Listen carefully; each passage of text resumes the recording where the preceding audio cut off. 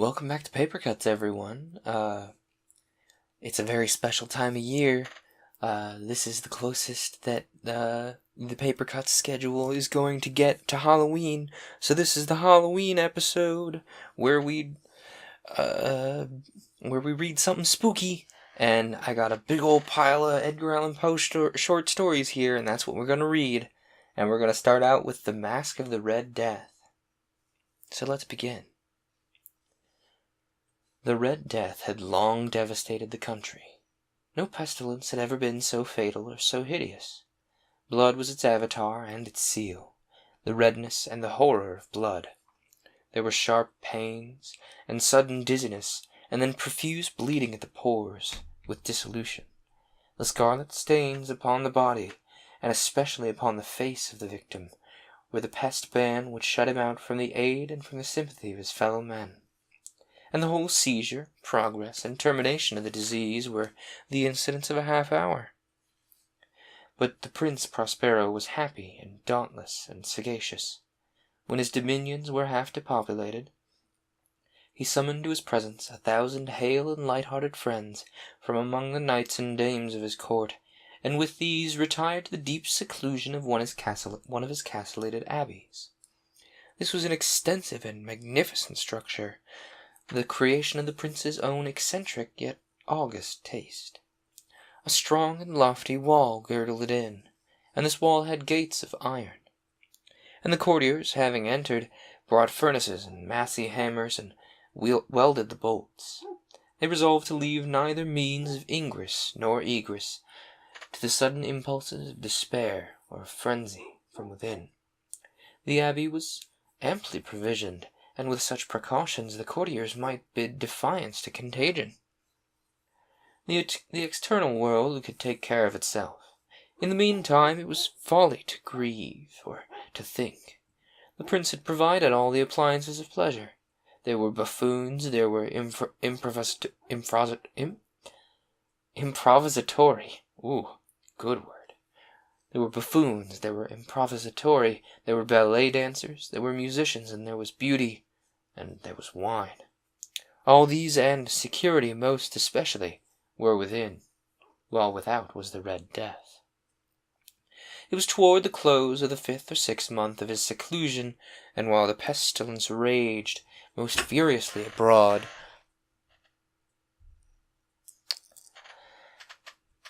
that the Prince Prospero entertained his 1,000 friends at a masked ball of the most unusual magnificence. It was a voluptuous scene, that masquerade. But first let me tell of the rooms in which it was held. There were 7, an imperial suite. In many palaces, however, such suites form a long and straight vista, while the folding doors slide back nearly to the walls on either hand, so that the view of the whole extent is scarcely impeded. Here the case was very different, as might have been expected from the Duke's love of the bizarre. The apartments were so irregularly disposed that the vision embraced but little more than one at a time. There was a sharp turn every 20 or 30 yards, and each turn had a novel effect. To the right and left, in the middle of each wall, a tall and narrow Gothic window looked out upon a closed corridor which pursued the windings of the suite. These windows were of stained glass, whose color varied in accordance with the prevailing hue of the decorations of the chamber into which it opened. That at the eastern extremity was hung, for example, in blue, and vividly blue were its windows. Ooh, I love bumping into my desk, it's my favorite. The second chamber was purple in its ornaments and tapestries, and here the panes were purple. The third was green throughout, and so were the casements. The fourth was furnished and lighted with orange, and the 5th with white, and the 6th with violet. The 7th apartment was closely shrouded in black velvet tapestries that hung all over the ceiling and down the walls, falling in heavy folds upon a carpet of the same material and hue. But in this chamber only, the color of the windows failed to correspond with the decorations. The panes here were scarlet, a deep blood color. Now in no one of the 7 apartments was there any lamp or candelabrum amid the profusion of golden ornaments that lay scattered to or fro or depended from the roof. There was no light of any kind emanating from lamp or candle within the suite of chambers. But in the corridors that followed the suite there stood, opposite to each window, a heavy tripod, bearing a brazier of fire that projected its rays through the tinted glass and so glaringly illumined the room. And thus were produced a multitude of gaudy and fantastic appearances. But in the western or black chamber, the effect of the firelight that streamed upon the dark hangings through the blood-tinted panes was ghastly in the extreme, and produced so wild a look upon the countenances of those who entered that there were few of the company bold enough to set foot within its precincts at all. It was in this apartment also that there stood against the western wall a gigantic clock of ebony. Its pendulum swung to and fro with a dull, heavy, monotonous clang. And when the minute hand made the circuit of the face, and the hour was to be stricken, there came from the brazen lungs of the clock a sound which was clear and loud, and deep, and exceedingly musical, but of so peculiar a note and emphasis that, at each lapse of an hour, the musicians of the orchestra were constrained to pause momentarily in their performance to hearken to the sound. And thus the waltzers perforce ceased their evolutions, and there was a brief discomfort of the whole gay company. And while the chimes of the clock yet rang, it was observed that the giddiest grew pale, and the more aged and sedate passed their hands over their brows, as if in a confused reverie or meditation. But when the echoes had fully ceased, a light laughter at once pervaded the assembly. The musicians looked at each other and smiled as if their own nervousness and folly, and made whispering vows, each to the other, that the next chiming of the clock should produce in them no similar emotion. And then after the lapse of 60 minutes, which embrace 3,600 seconds of the time that flies, there came yet another chiming of the clock, and there were the same disconcert and tremulous and meditation as before. But in spite of these things, it was a gay and magnificent revel. The tastes of the Duke were peculiar. He had a fine eye for colours and effects. He discarded the decora of mere fashion, and his plans were bold and fiery. His conceptions glowed with barbaric lustre. There were some who would have thought him mad, and his followers felt that he was not. It was necessary to hear and see and touch him to be sure that he was not. He had directed, in great part, the movable embellishments to the 7 chambers upon occasion of this great feat, and it was his own guiding taste which had given character to the masqueraders. Be sure that they were grotesque. There were much glare and glitter and piquancy and phantasm, much of what has been seen since in Hernani. There were arabesque figures with unsuited limbs and appointments. There were delirious fancies such as the madman fashions. There was much of the beautiful, much of the wanton, and much of the bizarre. Something of the terrible, and not a little of that which might have excited disgust. To and fro in the 7 chambers there stalked, in fact, a multitude of dreams. And these, the dreams, writhed in and about, taking hue from the rooms, and causing the wild music of the orchestra to seem as the echo of their steps. And anon there strikes the ebony clock, which stands in the hall of the velvet. And then for a moment all is still, and all is silent, save for the voice of the clock. The dreams are stiff frozen as they stand, but the echoes of the chime, they die away. They have endured but an instant, and a light half-subdued laughter floats after them as they depart. And now again the music swells, and the dreams live, and writhe to and fro more merrily than ever, taking hue from the many-tinted windows, through which stream the rays from the tripods. But to the chamber which lies most westwardly of the 7, there are now none of the maskers who venture, for the night is waning away, and there flows a ruddier light through the blood-colored panes. The blackness of the sable drapery appalls, and to him whose foot falls upon the sable carpet, there comes from the near clock of ebony a muffled peal more solemnly emphatic than any which reaches their ears who indulge in the more remote gaieties of the other apartments. But these other apartments were densely crowded, and in them beat feverishly the heart of life. And the revel went whirlingly on, until at length there commenced the sounding of midnight upon the clock. And then the music ceased, as I have told, and the evolutions of the waltzers were quieted, and there was an uneasy cessation of all things as before.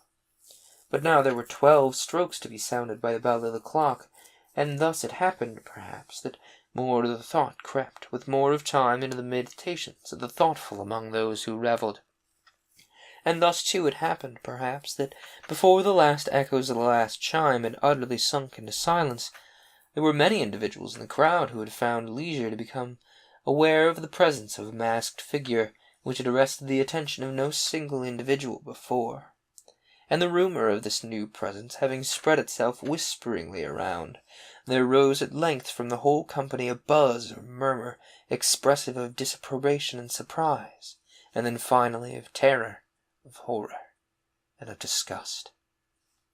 In an assembly of phantasms such as I have painted, it may well be supposed that no ordinary appearance could have excited such sensation. In truth, the masquerade license of the night was nearly unlimited, but the figure in question had Herod, and gone beyond the bounds of even the prince's indefinite decorum. There are chords in the hearts of the most reckless which cannot be touched without emotion. Even with the utterly lost, to whom life or death are equally jest, there are matters of which no jest can be made. The whole company, indeed, seemed now deeply to feel that in the costume and bearing of the stranger neither wit nor propriety existed. The figure was tall and gaunt, and shrouded from head to foot in the habiliments of the grave. The mask which concealed the visage was made so nearly to resemble the countenance of a stiffened corpse that the closest scrutiny might have had difficulty in detecting the cheat.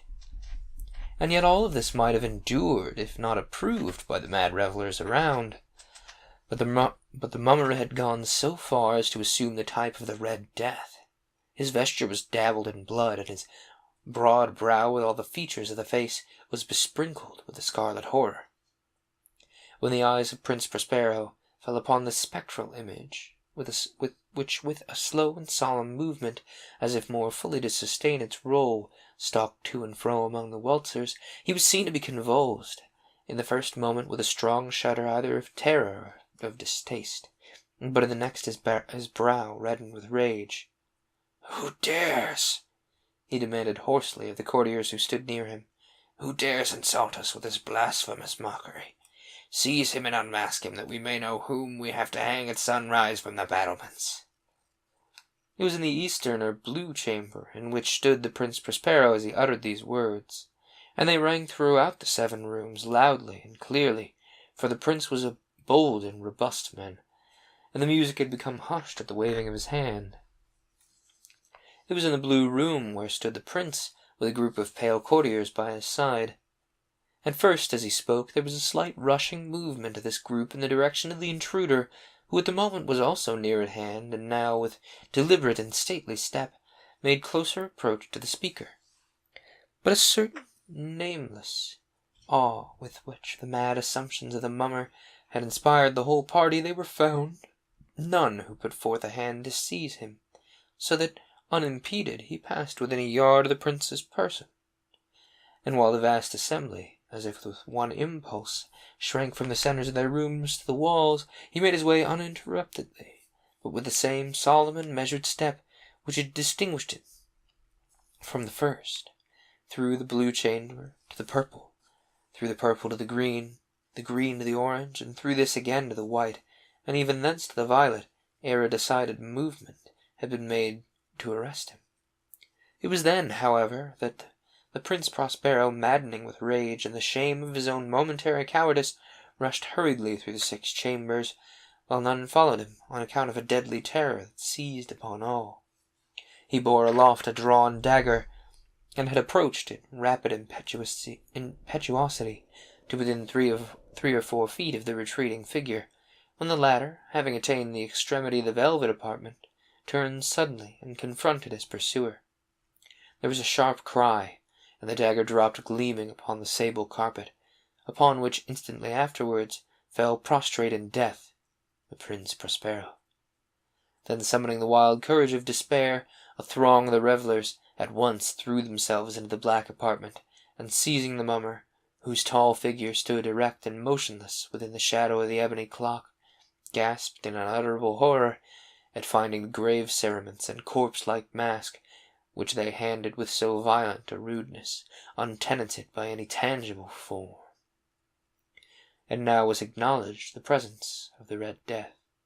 He had come like a thief in the night, and one by one dropped the revellers in the blood-bedewed halls of their revel, and died each in the despairing posture of his fall. And the life of the ebony clock went out with that of the last of the gay, and the flames of the tripods expired, and darkness and decay and the Red Death held illimitable dominion over all. Okay, that's a good opening. It's a good opening choice of a story. Let's see what else we have here. We have the Cask of Amontillado, and as I recall, we've done the Cask of Amontillado. Yes. I can't exactly recall, but while we wait for a response, let's see what else we have here. The Purloined Letter, the 1002nd Tale of something, A Descent into the Maelstrom, Von Kempelen and Its Discovery, Mesmeric Revelation, The Black Cat, The Fall of the House of Usher. Ooh, I want to do Fall of the House of Usher. We're going to do the Fall of the House of Usher while we try to recall whether we've read the Cask of Amontillado before. Actually, I don't even need to. It should be on this reader if I've read it. We've done the Cask of Amontillado, actually. So, I see you chatting at me, don't worry. I am in fact reacting. Since we've already done the Cask of Amontillado, I don't want to belabor the point. So let's go with the Fall of the House of Usher. And then following that, I think we'll read The Pit and the Pendulum.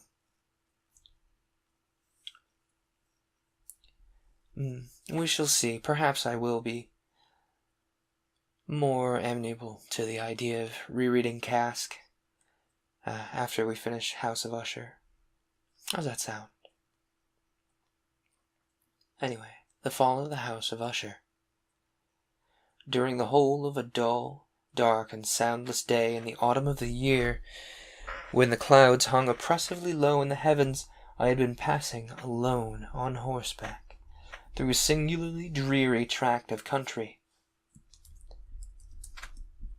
and at length found myself, as the shades of the evening drew on, within view of the melancholy house of Usher.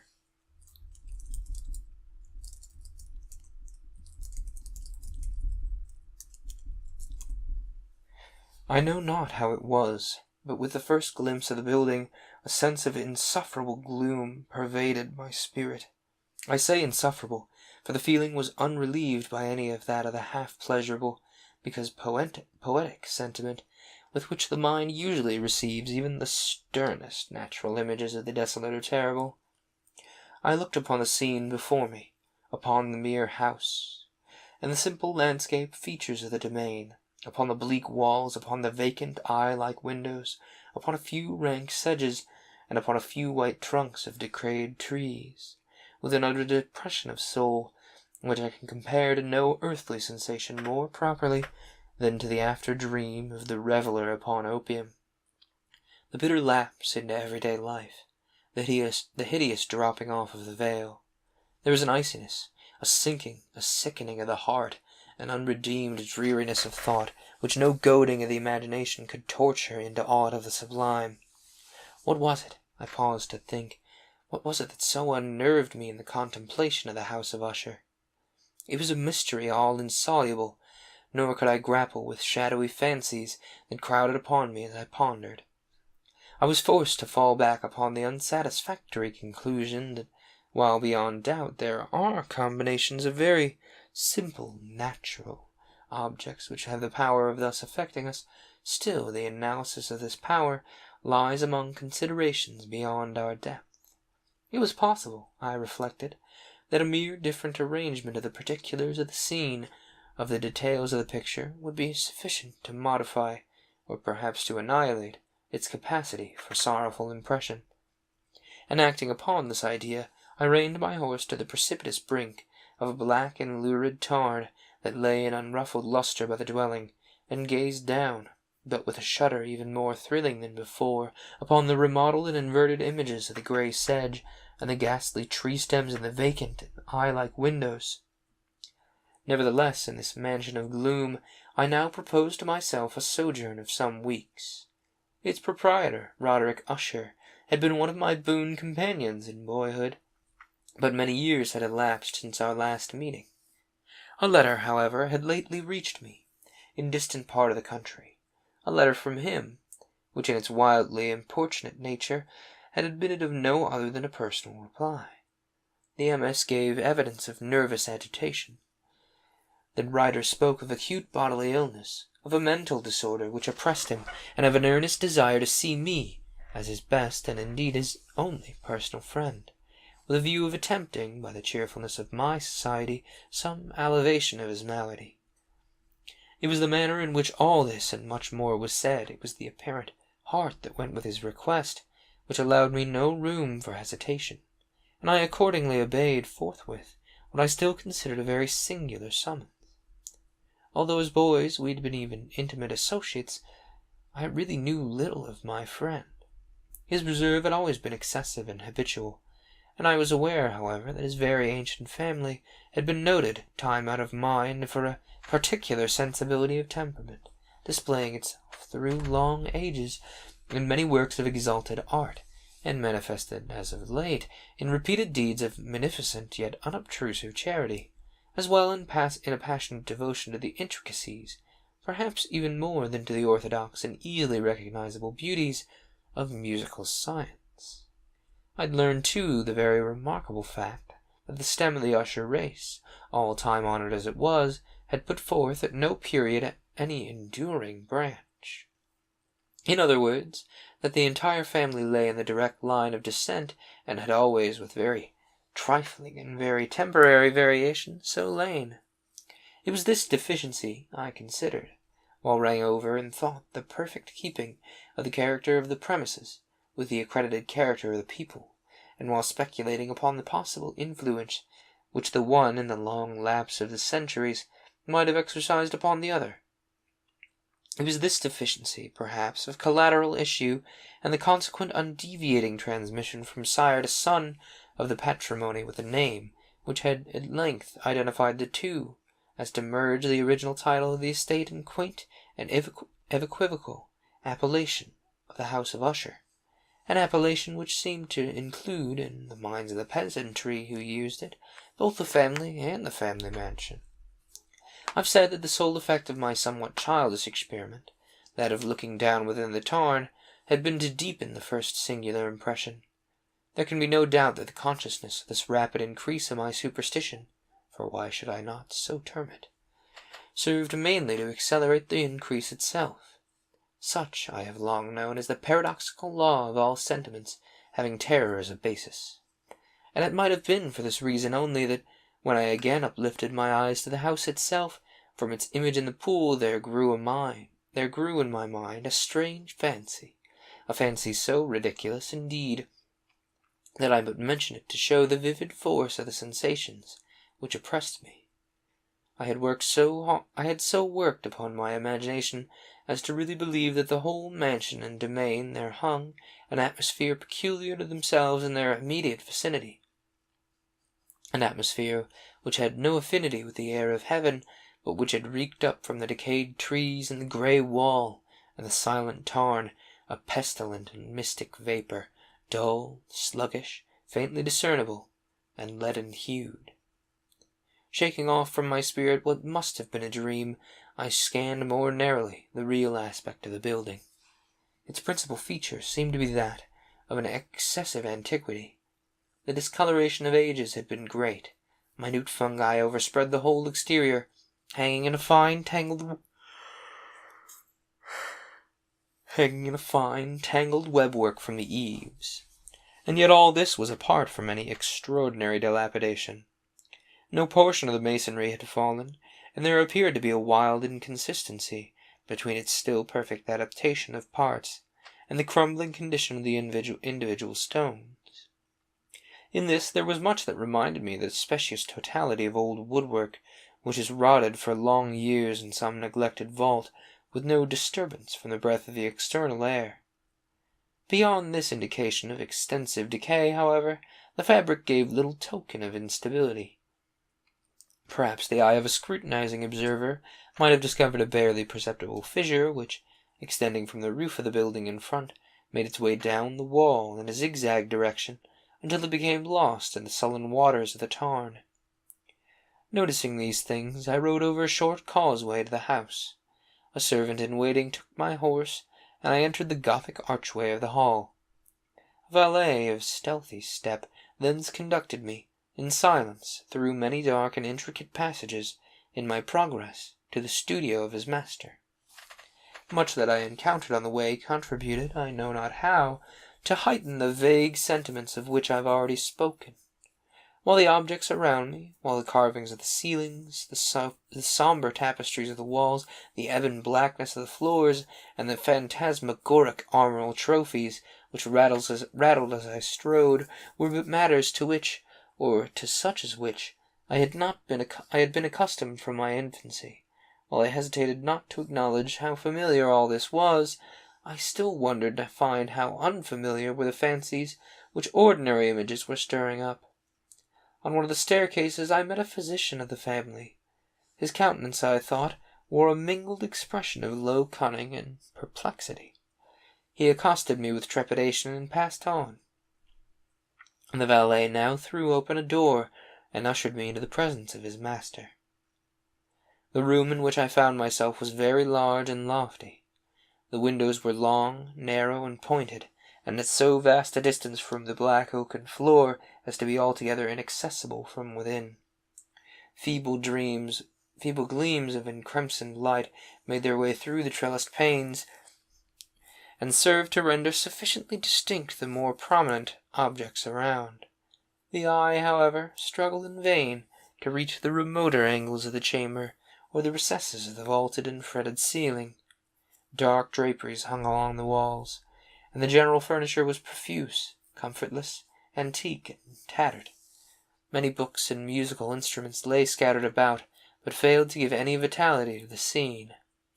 I felt that I breathed an atmosphere of sorrow. An air of stern, deep, and irredeemable gloom hung over and pervaded all. Upon my entrance, Usher arose from a sofa on which he had been lying at full length, and greeted me with a vivacious warmth which had much in it. I at first thought of an overdone cordiality, of the constrained effort of the genuine man of the world. A glance, however, at his countenance convinced me of his perfect sincerity. We sat down, and for some moments, while he spoke not,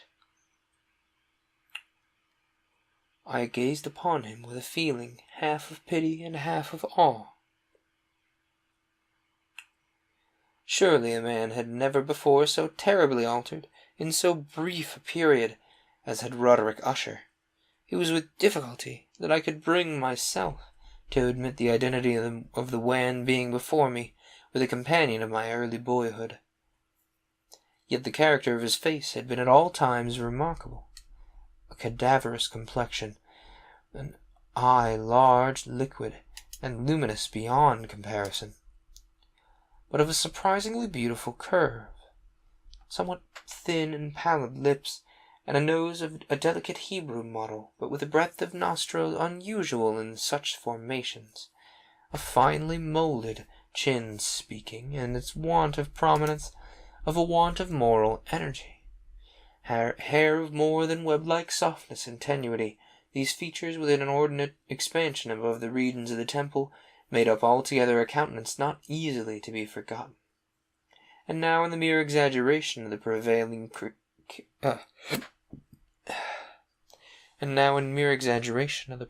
character of these features, and of the expression they were wont to convey, lay so much of change that I doubted to whom I spoke. The now ghastly pallor of the apologies. Give me a moment to sort out these hiccups. The now ghastly pallor of the skin and the now miraculous luster of the eye, above all things, startled and even awed me. The silken hair, too, had been suffered to grow all unheeded, and as in its wild gossamer texture it floated rather than fell about the face, and I couldn't, even with effort, connect its arabesque expression with any idea of simple humanity.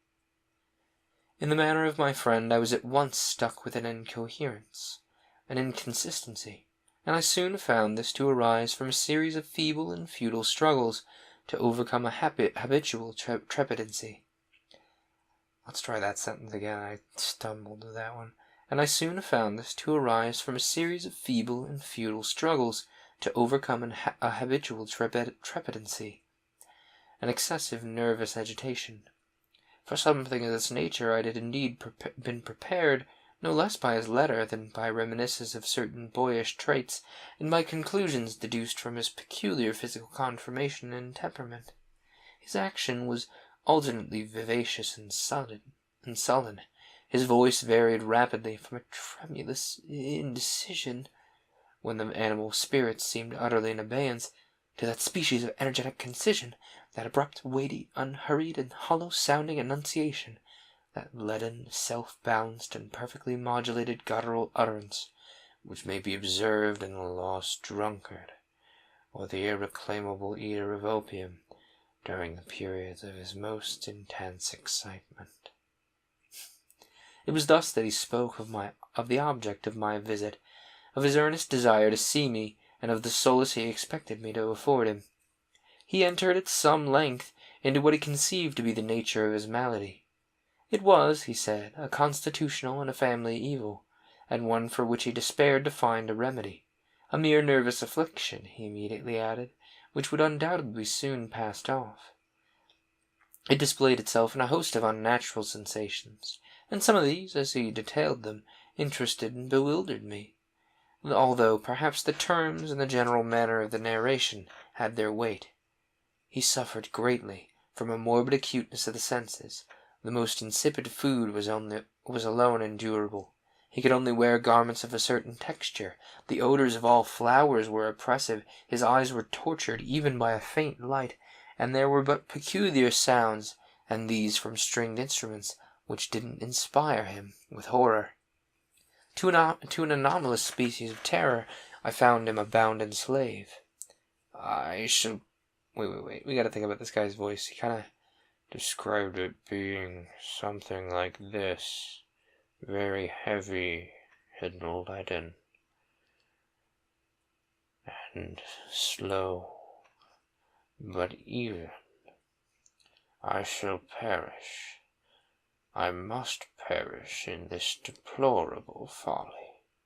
Thus, and not otherwise shall I be lost.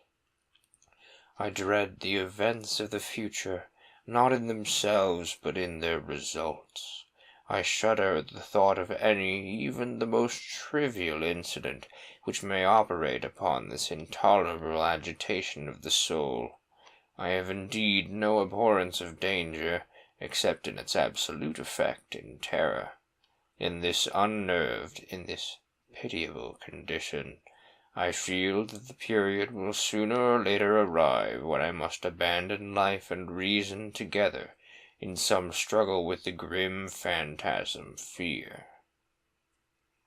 I learned, moreover, at intervals, and through broken and equivocal hints, another singular feature of his mental condition. He was enchained by certain superstitious impressions in regard to the dwelling which he tenanted, and whence for many years he had never ventured forth, in regard to an influence to whose supposititious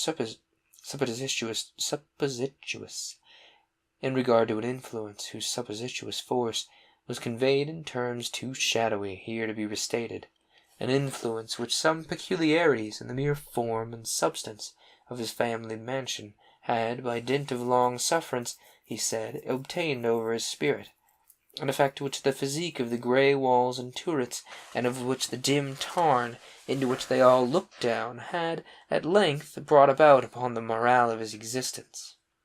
He admitted, however, although with hesitation, that much of the peculiar gloom with which he was thus afflicted could be traced to a more natural and far more palpable origin, to the severe and long-continued illness, indeed to the evidently approaching dissolution of a tenderly beloved sister, his sole companion for long years and his last and only relative on earth.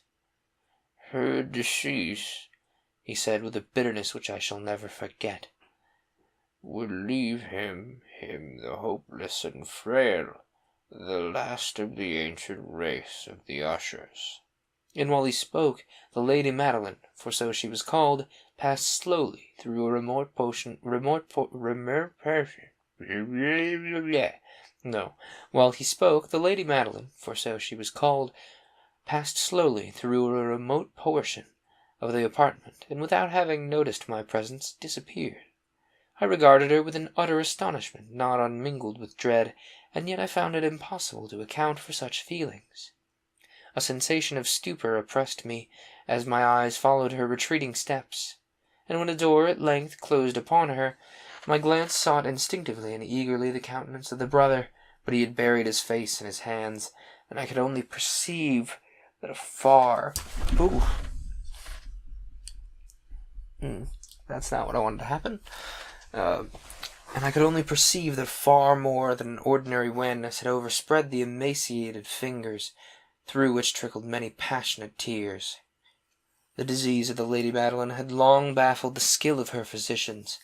A settled apathy, a gradual wasting away of the person, and frequent, although transient affectations of a partially cataleptical character, were the unusual diagnosis.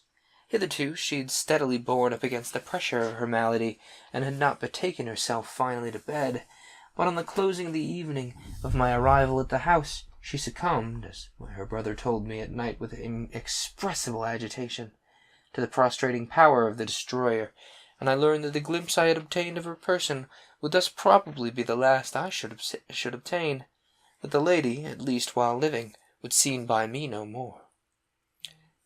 For several days ensuing, her name was unmentioned by either Usher or myself, and during this period I was busied in earnest endeavours to alleviate the melancholy of my friend.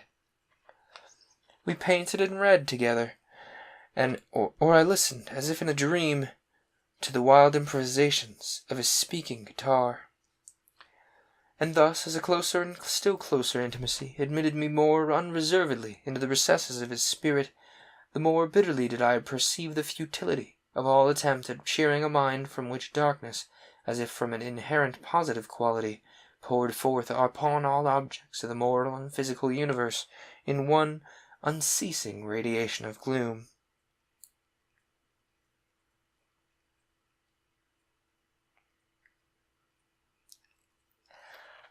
I shall ever bear about me a memory of the many solemn hours I thus spent alone with the master of the house of Usher.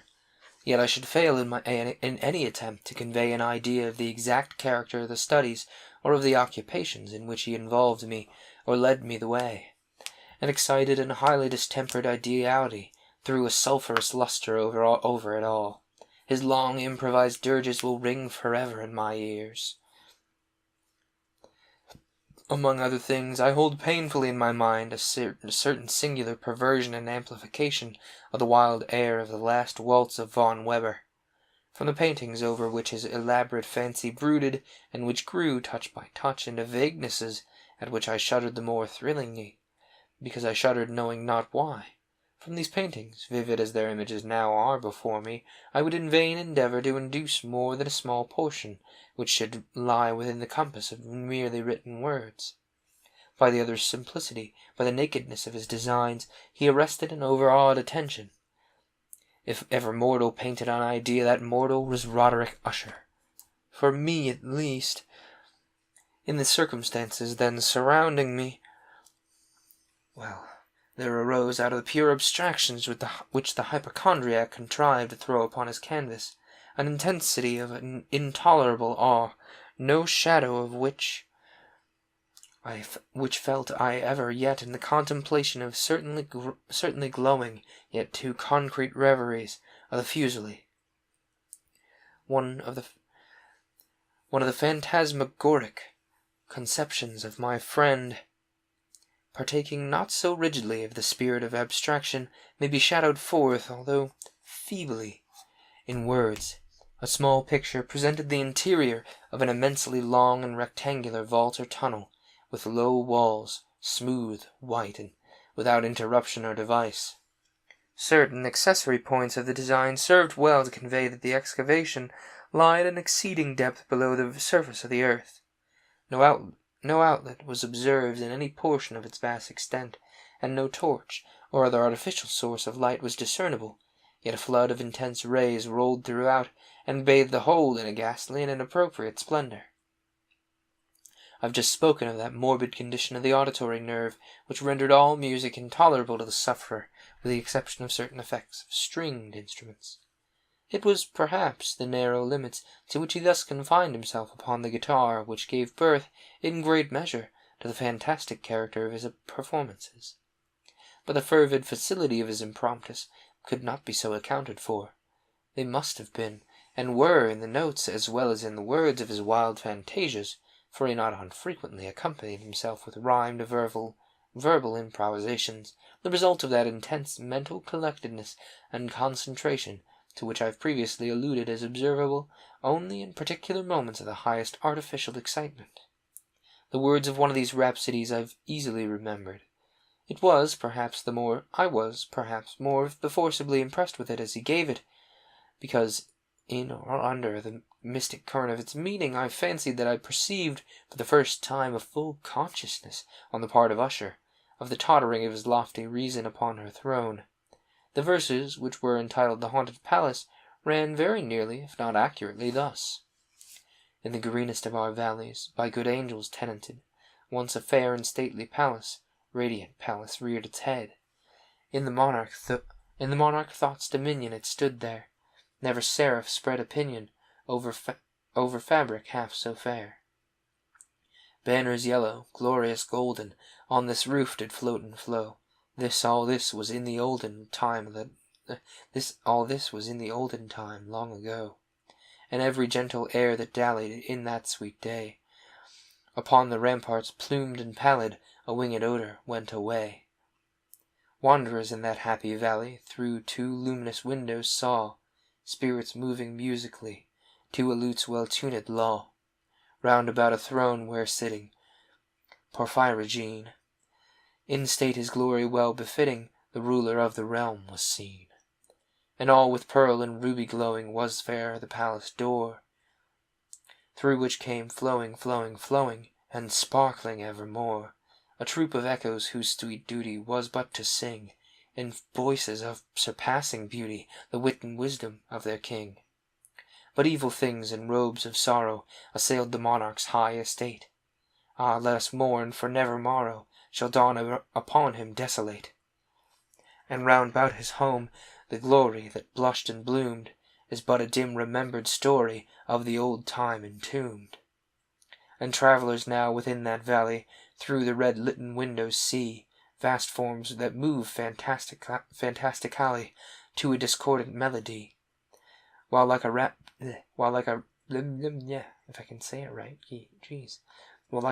ghastly river through the pale door, a hideous throng rush out forever, and laugh but smile no more. I well remember that suggestions, arising from this ballad, led into a train of thought wherein there became manifest an opinion of Usher's, which I mention not so much on account of its novelty, for other men have thought thus, as on account of the pertinacity with which he maintained it. This opinion, in general form, was that of the sentience of all vegetable things, but in his disordered fancy the idea had assumed a more daring character, and trespassed, under certain conditions, upon the kingdom of inorganization. I lack words to express the full intent or the earnest abandon of his persuasion. The belief, however, was connected, as I have previously hinted, with grey stones of the home of his forefathers.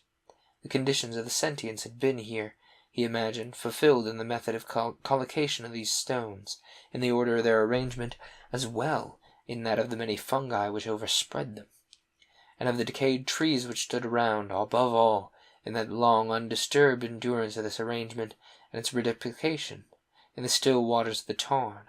Its evidence, the evidence of the sentience, was to be seen, he said, and here I started as he spoke, in the gradual yet certain condensation of an atmosphere of their own about the waters and walls. The result was discoverable, he added, in that silent yet importunate and terrible influence which for centuries had moulded the destinies of his family, and which had made him what I now saw him, what he was. Such opinions need no comment, and I shall make none. Oh, there's a footnote here. Our books, the books which for years had formed no small portion of the mental existence of the invalid, were, as might be supposed, in strict keeping with the character of the phantasm. We pored together over such works as the Ververs et Chartreuse of Grisset, the Belphegor of Machiavelli, the Heaven and Hell of Swedenborg, the Subterranean Voyage of Nicholas Klim by Holberg, the Chiromancy of Robert Flood, of Jean d'Indagne, and of de la Chambre, the Journey into the Blue Distance of Tieck, and the City of the Sun of Campagnala. One favourite volume was a small octavio edition of the Directorium Inquisitorium by the Dominican Aymeric de Hirion, and there were passages in Pomponius Mela about the old African satyrs and Egyptians, over which Usher would sit dreaming for hours. His chief delight, however, was found in the perusal of an exceedingly rare and a curious book in quarto Gothic, the manual of a forgotten church, the Vigile Mortorum Secundum Coram Ecclesiaste Magunier.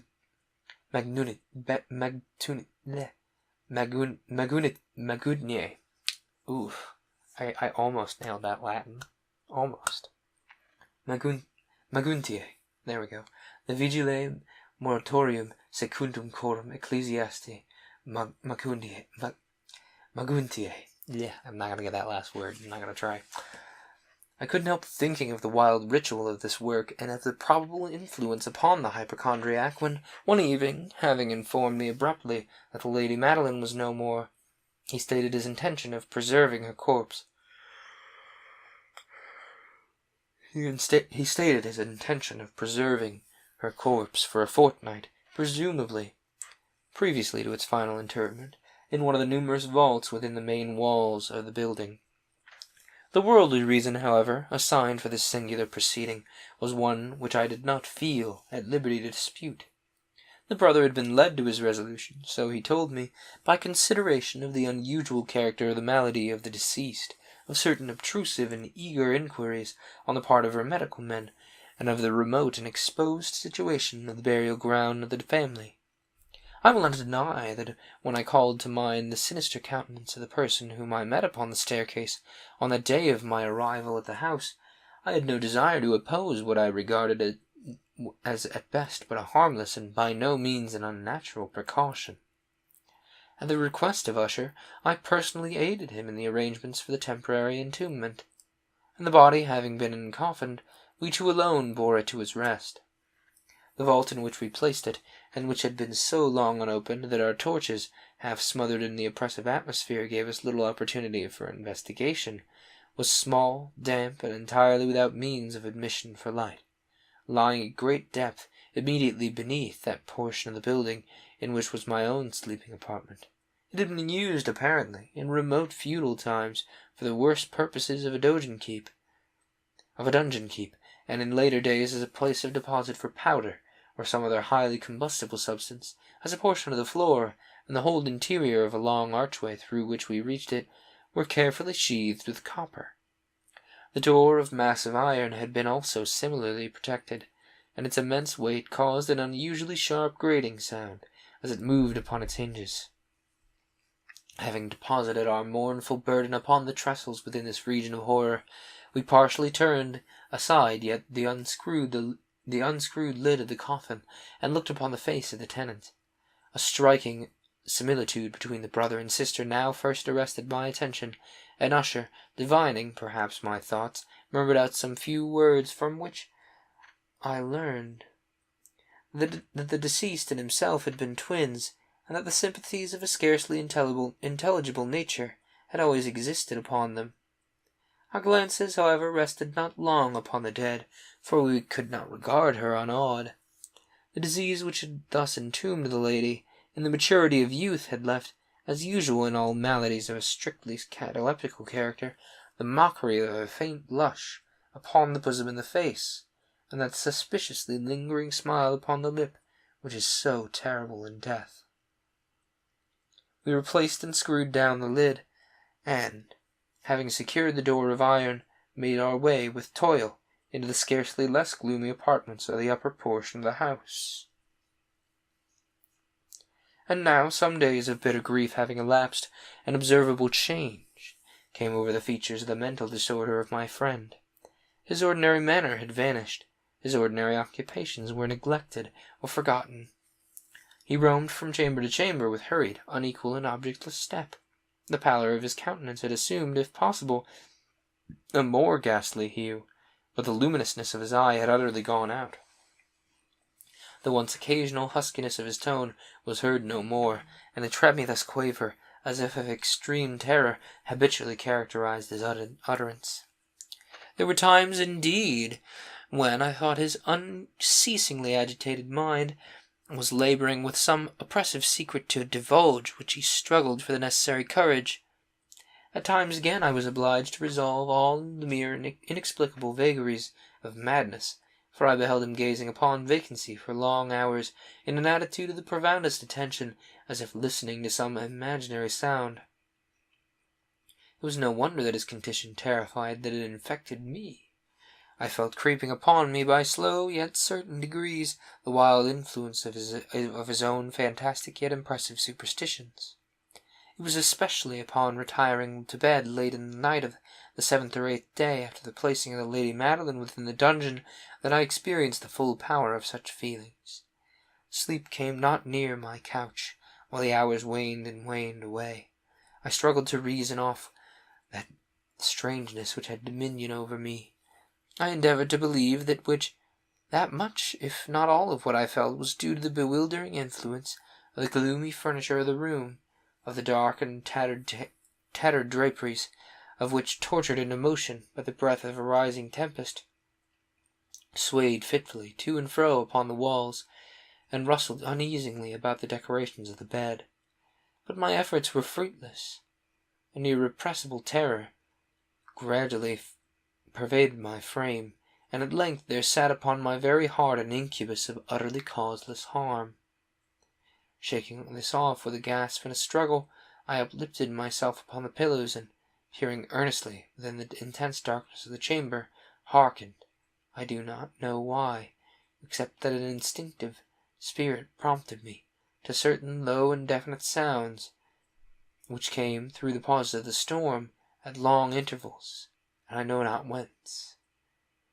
Overpowered by an intense moment of horror, unaccountable, yet unendurable, I threw in my clothes with haste, for I felt I should sleep no more during the night, and endeavoured to arouse myself from the pitiable condition into which I had fallen, by pacing rapidly to and fro through the apartment. I had taken but a few turns in this manner, when a light step on an adjoining staircase arrested my attention. I immediately recognized it as that of Usher. In an instant afterward he rapped with a gentle touch at my door, and entered bearing a lamp. His countenance was as usual cadaverously wan, but moreover there was a species of mad hilarity in his eyes, and evidently restrained hysteria in his whole demeanour. His air appalled me, but anything was preferable to the solitude which I had so long endured, and I even welcomed his presence as relief.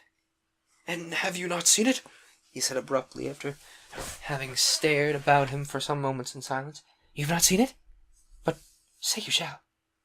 Thus speaking, and having carefully shaded his lamp, he hurried to one of the casements, and threw it freely open to the storm. The impetuous fury of the entering gust nearly lifted us from our feet.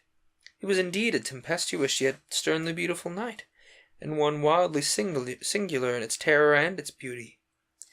A whirlwind had apparently collected its force in our vicinity, for there were frequent and violent alterations in the direction of the wind, and the exceeding density of the clouds, which hung so low as to press upon the turrets of the house, didn't prevent our perceiving the lifelike velocity with which they flew careening from all points against each other, without passing away into the distance. I say that even their exceeding density did not prevent our perceiving this, and yet we had no glimpse of the moon or stars, and nor was there any flashing forth of the lightning. But under the surfaces of the huge masses of agitated vapor, as well as all terrestrial objects immediately around us, they glowed in an unnatural light of a fairly luminous and distinctly visible gaseous exhalation, which hung about and enshrouded the mansion. "You shall not behold this," said I, shudderingly to Usher, as I led him with a gentle violence from the window to a seat. "These appearances which bewilder you, they are merely phenomena not too uncommon. Or it may not be that they have their ghastly origin in the dark miasma of Tarn. Let us close this casement. The air is chilling and dangerous to your frame. Here is one of your favorite romances, and I will read, and you shall listen, and so we will pass away this terrible night together." The antique volume which I had taken up was the Mad Tryst of Sir Lancelot Canning, but I had called it a favourite of Usher's since I first got it.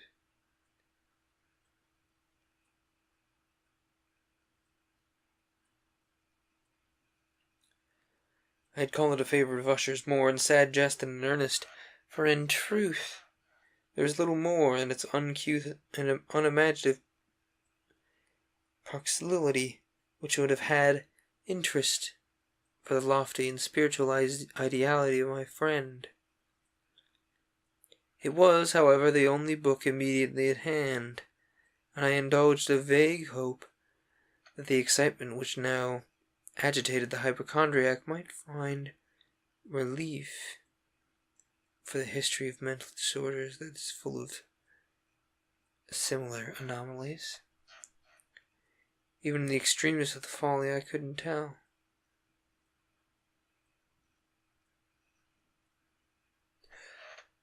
Even in the extremeness of the folly which I should read, could I have judged, indeed, by the wild overstrained air of vivacity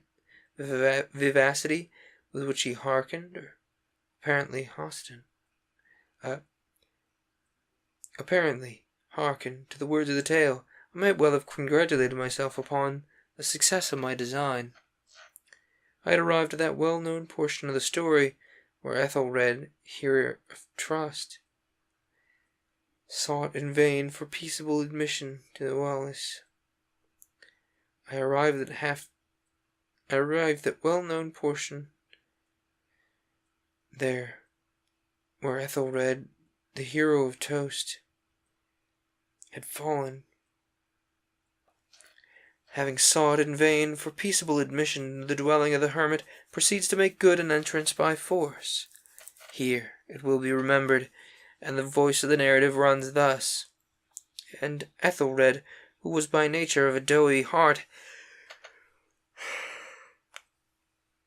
and who was now mighty withal, on account of the powerfulness of the wine which he had drunken, waited no longer to hold parley with the hermit, who, in sooth, was an obstinate and maliceful turn, feeling the rain upon his shoulders, and fearing the rising of the tempest, uplifted his mace outright, and with blows made quickly room in the plankings of the door for his gauntleted hand, and now pulling therewith steadily, he so cracked and ripped and tore all asunder, so that the noise of the dry and hollow wood alarummed and reverberated throughout the forest."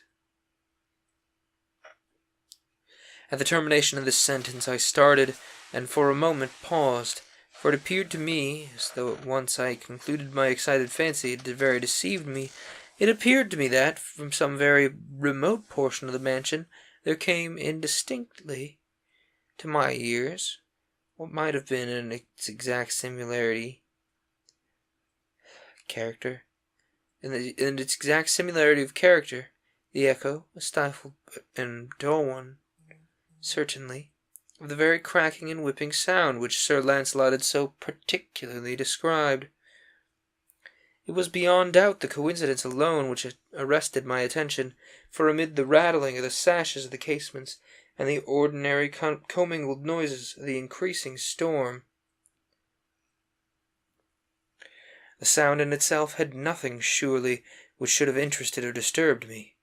I continued the story.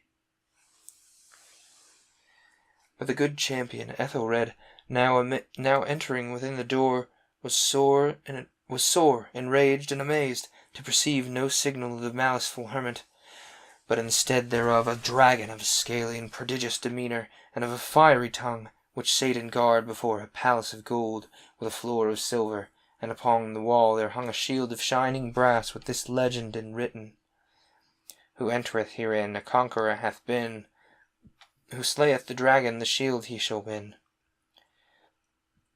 And Ethelred uplifted his mace, and struck upon the head of the dragon, which fell before him, and gave up its pesty breath, with a shriek so horrid and harsh, and withal so piercing, that Ethelred had feigned to close his ears with his hands against the dreadful noise of it, the like whereof was never before heard. Here again I paused abruptly, and now with a feeling of wild amazement, for there could be no doubt of whatever that, in this instance, I did actually hear, although from what direction it proceeded I found it impossible to say. A low and apparently distant, but harsh, protracted, and most unusual screaming or grating sound, the exact counterpart of what my fancy had already conjured up for the dragon's unnatural shriek, as described by the romancer. Oppressed as I certainly was upon the occurrence of this second and most extraordinary coincidence by 1,000 conflicting sensations, in which wonder and extreme terror were predominant, I still retained a sufficient presence of mind to avoid exciting by any observation the sensitive nervousness of my companion. I was by no means certain that he had noticed the sounds in question, although assuredly a strange alteration had, during the last few minutes, taken place in his demeanour. From a position fronting his own, he had gradually brought round his chair, so as to sit with his face to the door of the chamber, and thus I could but partially perceive his features, although I saw his lips trembled as if he were murmuring inaudibly. His head had dropped upon his breast, yet I knew that he was not asleep, from the wide and rigid opening of the eye as I caught a glance of it in profile. The motion of his body, too, was at variance with this idea, for he rocked from side to side with a gentle yet constant and uniform sway. Having rapidly taken notice of all this, I resumed the narrative of Sir Lancelot, which thus proceeded. And now the champion, having escaped from the terrible fury of the dragon, bethinking himself of the brazen shield and of the breaking up of the enchantment which was upon it, removed the carcass from out of the way before him, and approached valorously over the silver pavement of the castle to where the shield was upon the wall, which in sooth tarried not for his full coming, but fell down at his feet upon the silver floor with a mighty, great, and terrible ringing sound. No sooner had these syllables passed my lips than, as if a shielded brass had indeed at the moment fallen heavily upon a floor of silver, I became aware of a distinct, hollow, metallic, and clangorous, yet apparently muffled reverberation. Completely unnerved, I leapt to my feet, but the measured rocking movement of Usher was undisturbed. I rushed to the chair in which he sat, and his eyes were bent fixedly before him, and throughout his whole countenance there reigned a stony rigidity. But as I placed my hand upon his shoulder there came a strong shudder over his whole person. A sickly smile quivered about his lips, and I saw that he spoke in a low, hurried, and gibbering murmur, as if unconscious of my presence. Bending closely over him, I at length drank in the hideous import of his words. "Not hear it? Yes, I hear it and have heard it. Long, long, long, many minutes, many hours, many days, which I have heard it. Yet I dared not. Oh, pity me, miserable wretch that I am. I dared not speak. We have put her living in the tomb. Said I not that my senses were acute? I'd now tell you that I heard her first feeble movements in the hollow coffin. I heard them many, many days ago, yet I dared not speak. And now tonight, Ethelred, the breaking of the hermit's door, and the death cry of the dragon, and the clangor of the shield, say rather the rending of her coffin, and the grating of the iron hinges of her prison, and their struggles within the coppered archway of the vault. Oh, whither shall I fly? Will she not be here anon? Is she not hurrying to upbraid me for my haste? Have I not heard her footstep upon the stair? Do I not distinguish that heavy and horrible beating of her heart? I'm a madman. And here he sprang furiously to his feet, and shrieked out his syllables, as if in the effort he was giving up his soul. Madman, I tell you that she now stands without the door. And as if in the superhuman energy of his utterance there had been found the potency of a spell, the huge antique panels to which the speaker pointed drew slowly back, upon the instant, their ponderous and ebony jaws. It was the work of a rushing gust, but then without those doors there did stand the lofty and enshrouded figure of the Lady Madeline of Usher. There was blood upon her white robes, and the evidence of some bitter struggle upon every portion of her emaciated frame. For a moment she remained trembling and reeling to and fro upon the threshold, and then with a low groaning cry fell heavily inward upon the person of her brother, and in her violent and now final death agonies bore him to the floor a corpse, and a victim to the terrors he had anticipated. From that chamber and from that mansion I fled aghast. The storm was still abroad in all its wrath, as I found myself crossing the old causeway. Suddenly there shot along the path a wild light, and I issued to see whence a gleam so unusual could have issued, for the vast house and its shadows were alone behind me. The radiance was that of the full, setting and blood-red moon, which now shone vividly through that once barely discernible fissure of which I have before spoken as extending from the roof of the building in a zigzag direction to the base. While I gazed, this fissure rapidly widened. There came the fierce breath of the whirlwind, and the entire orb of the satellite burst at once upon my sight. My mind reeled as I saw the mighty walls rushing asunder. There was a long, tumultuous shouting sound like the voice of 1,000 waters, and the deep and dank tarn at my feet closed sullenly and silently over the fragments of the house of Usher. Alright, folks, I am starting to get snoozy, so we're gonna skip to the final story of the night, the pit and the pendulum.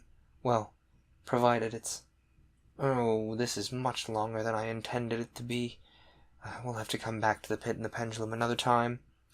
Let's see here. I'm sure this has the raven, doesn't it? If not, I have it in another place.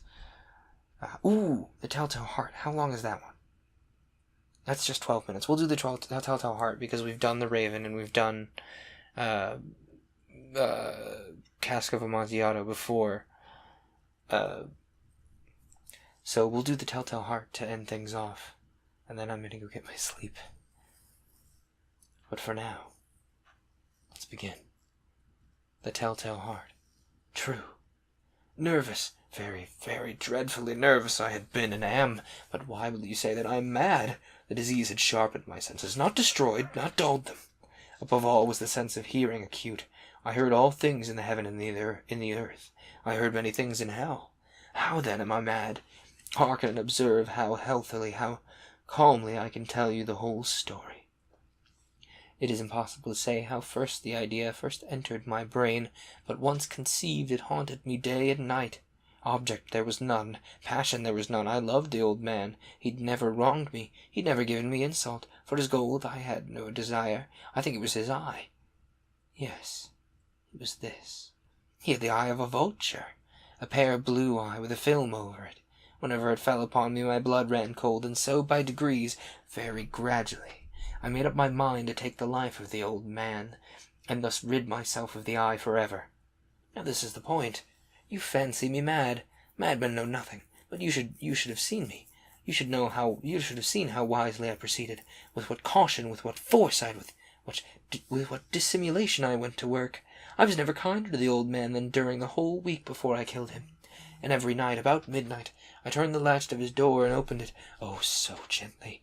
And then when I made an opening sufficient for my head, I put in a dark lantern, all closed that no light shone out, and then I thrust in my head.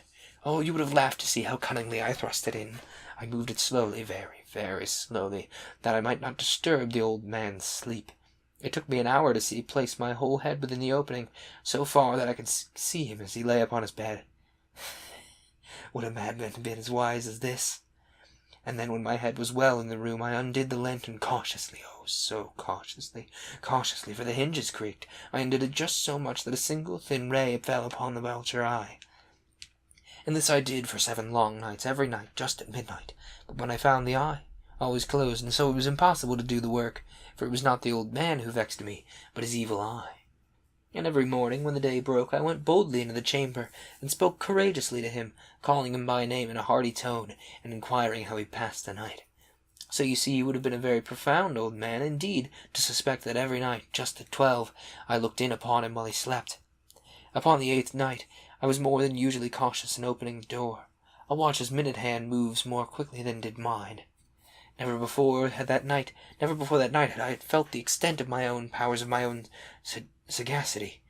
I could scarcely contain my feelings of triumph, to think that there I was, opening the door little by little, and he not even a dream of my secret deed or thought. I fairly chuckled at the idea, and perhaps he heard me, for he moved on the bed suddenly, as if startled. Now you may think that I drew back, but no. His room was black as pitch with a thick darkness, for the shutters were close fastened for fear of robbers, and so I know that he could not see the opening of the door. I kept pushing it on steadily. I had my head in and was about to open the lantern, when my thumb slipped upon the tin fastening, and the old man sprang up in bed, crying out, "Who's there?" I kept quite still and said nothing. For a whole hour I didn't move a muscle, and in the meantime I didn't hear him lie down. He was still sitting up in the bed, listening, just as I have done night after night, hearkening to the death watches in the wall. Presently I heard a slight groan, and I knew it was a groan of mortal terror. It wasn't a groan of pain or of grief, no. It was the low, stifled sound that arises from the bottom of the soul when overcharged with awe. I knew the sound well.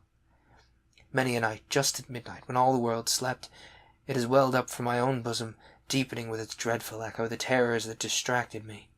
I say I knew it well. I knew what the old man felt and pitied him, although I chuckled at heart. I knew that he had been lying awake ever since the first slight noise, when he had turned in the bed. His fears had been ever since growing upon him.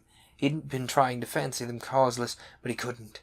He'd been saying to himself, "It's nothing but the wind in the chimney. It's only a mouse crossing the floor." Or, "It's merely a cricket which has made a single chirp." Yes, he'd been trying to comfort himself with these suppositions, but he had found all in vain, because death, in approaching him, had stalked with his black shadow before him and enveloped the victim. And it was that mournful influence of the unperceived shadow that caused him to feel, although he neither saw nor heard, to feel the presence of my head within the room. When I had waited a long time, very patiently, without hearing him lie down, I resolved to open a very, very little crevice in the lantern. So I opened it, you cannot imagine how stealthily, until at length a simple dim ray, like the thread of the spider, shot out from the crevice and fell full upon the vulture eye. It was open, wide open, and I grew furious as I gazed upon it. I saw it with perfect distinctness, all the dull blue, with a hideous veil over it that chilled the very marrow in my bones, but I could see nothing else of the old man's face or person, for I had directed the ray, as if by instinct, precisely upon the damned spot. And I have not told you that what you mistake for madness is not over acuteness of the senses. Now I say, there came to my ears a low, dull, quick sound, such as a watch makes when enveloped in cotton. I knew that sound, too. I knew it well. It was the beating of the old man's heart. It increased my fury, as the beating of a drum stimulates the soldier into courage. But even yet I refrained and kept still. I scarcely breathed. I held the lantern motionless. I tried how steadily I could maintain the ray upon the eye. and meantime the hellish tattoo of the light, the hellish tattoo of the heart increased. It grew quicker and quicker, and louder every instant. The old man's terror must have been extreme. It grew louder, I say. Louder every moment. Do you mark me well that I have told you I'm nervous? So I am. And at the dead hour of the night, amid the dreadful silence of that old house, so strange a noise as this excited me to uncontrollable terror. Yet for some minutes longer I refrained and stood still, but the beating grew louder and louder. I thought the heart must burst, and now a new anxiety seized me. The sound would be heard by a neighbor. The old man's hour had come, and with a loud yell I threw open the lantern and leapt into the room. He shrieked once, and only once. In an instant I dragged him to the floor and pulled the heavy bed over him. I then smiled gaily to find the deed so far done, but for many minutes the heart beat on with a muffled sound. This, however, did not vex me. It would not be heard through the wall. At length it ceased, and the old man was dead. I removed the bed and examined my corpse. Yes, he was stone dead. I placed my hand upon the heart and held it there many minutes. There was no pulsation. He was stone dead. His eye would trouble me no more. If you still think me mad, you will think no longer when I describe the wise precautions I took with the concealment of the body. The night waned, and I worked hastily but in silence. First of all, I dismembered the corpse. I cut off the head and the arms and the legs, and I then took 3 planks up from the flooring of the chamber and deposited all between the scantlings. I then replaced the boards so cleverly, so cunningly, that no human eye, not even his, could have detected any wrong.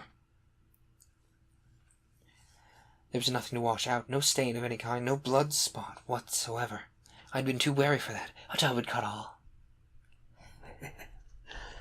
When I had made an end of these labors, it was 4 o'clock, still dark as midnight. As the bell sounded the hour, there came a knocking at the street door. I went down to open it with a light heart, for what had I now to fear? And there entered 3 men, who introduced themselves with perfect suavity as officers of the police. A shriek had been heard by a neighbor during the night, and suspicion of foul play had been aroused. Information had been lodged at the police office, and they, the officers, had been deputed to search the premises. I smiled, for what had I to fear? I bade the gentleman welcome. The shriek, I said, was my own in a dream, and the old man I mentioned was absent in the country. I took my visitors all over the house. I bade them search well. I led them at length to his chamber. I showed them his treasures, secure, undisturbed.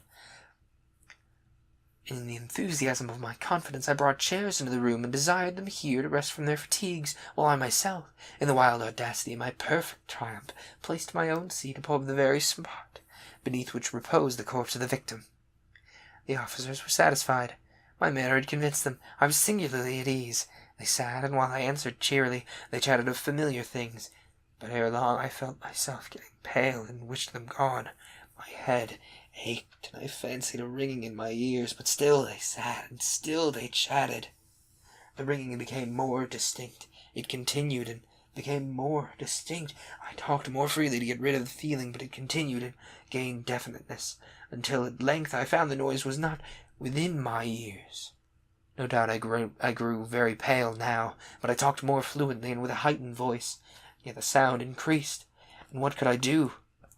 It was a low, dull, quick sound, much a sound as a watch makes when enveloped in cotton.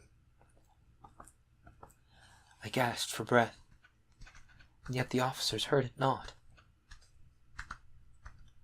I talked more quickly, more vehemently, but the noise steadily increased. I arose and argued about trifles, in a high key and with violent gesticulations, but the noise steadily increased. Why would they not be gone? I paced the floor to and fro with heavy strides, as if excited to fury by the observations of the men, but the noise steadily increased. Oh, God, what could I do? I foamed, I raved, I swore.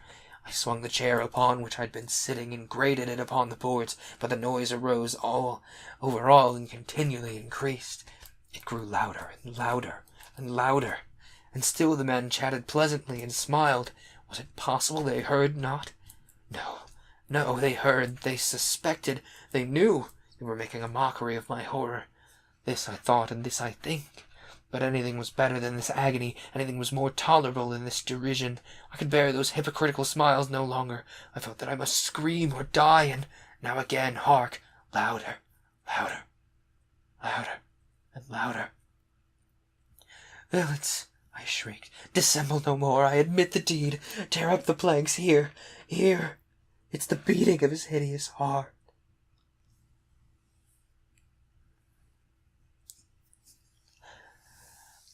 There's a reason Poe is like one of the big gothic horror authors. And it's tales like that, man. Can you imagine, like, being of, like, the, Victorian age or whatever, and you're reading this and you get to that ending? Like, that gets to me in the modern age. So, reading that in a time when the horror genre was much, much tamer would have been an absolute shock to the system. Anyway, folks, that's all for the Halloween episode. It's a little short, but I gotta sleep. I hope you all have a wonderful, have or had, depending on when this goes up, a wonderful Halloween, and keep it spooky. This has been Paper Cuts. I hope it didn't sting.